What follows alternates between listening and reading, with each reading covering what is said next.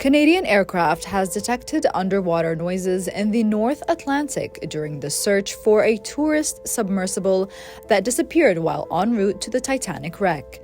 The search teams adjusted their operations to investigate the sounds, but found nothing.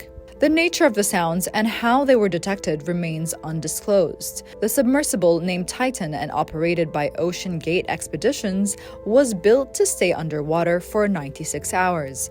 During its 2-hour dive, the miniature submersible lost communication with the service parent ship approximately 1 hour and 45 minutes into the dive. The 5 individuals on board include Hamish Harding, a 58-year-old British businessman, Shahzada Dawood, a 48-year-old British-Pakistani businessman, his 18-year-old son Sleiman, Paul Henry Nargoulet, a 77-year-old French explorer, and Stockton Rush, a 61-year-old CEO of Ocean Gate. These 5 individuals are trapped inside the submarine as it was sealed using external bolts, leaving them unable to escape even if the sub resurfaces.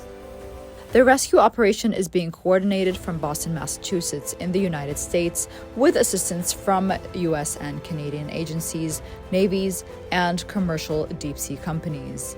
Military planes, a submarine, and sonar buoys have been deployed as part of the rescue efforts.